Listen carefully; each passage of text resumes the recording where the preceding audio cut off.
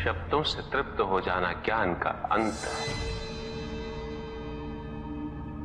अज्ञानता का प्रारंभ है। ज्ञानी वही है जिसके पास अनुभूतियां, अनुभव हो, और उसके लिए मन को शांत व रिक्त तो करना ही पड़ेगा पुत्र।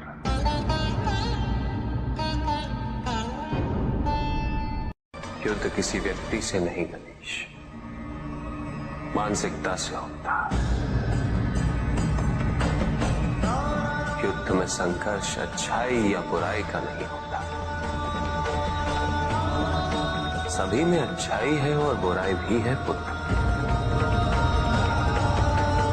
युद्ध तो विचारधाराओं का होता है।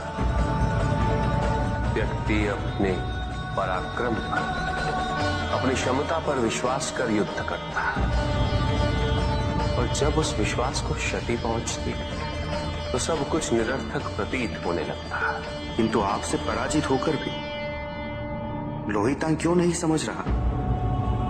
उसे अपनी स्वतंत्र इच्छा का उपयोग कर उचित मार्ग पर चलने का प्रयास करना चाहिए। व्यक्ति अपने को खो दे समझती है, व्यक्ति अपने को समर्पित कर दे,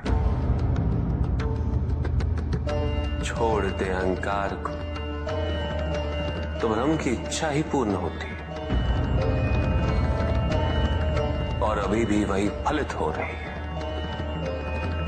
ऐसा नहीं है कि हम उससे भिन्न फलित करा लेंगे, लेकिन व्यक्ति भिन्न फलित कराने में लड़ेंगे, टूटेंगे, नष्ट हो।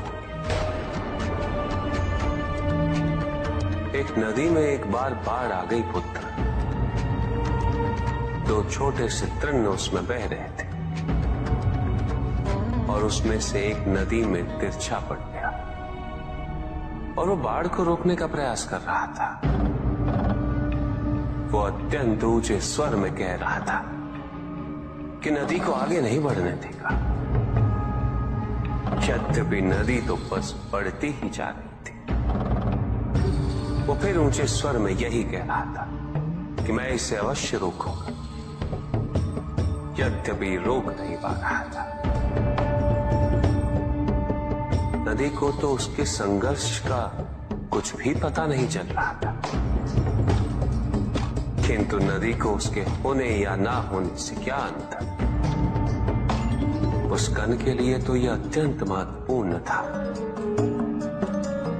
उसका जीवन तो संकट में था।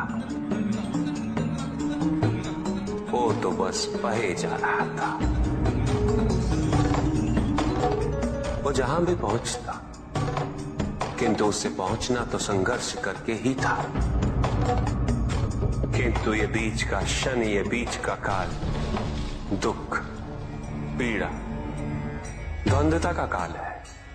वहीं दूसरी ओर जो दूसरा तृण था, उसने अपने को समर्पित कर दिया। वो तो नदी में सीधा पड़ा हुआ था, नदी के प्रवाह के साथ साथ बहता जा रहा था,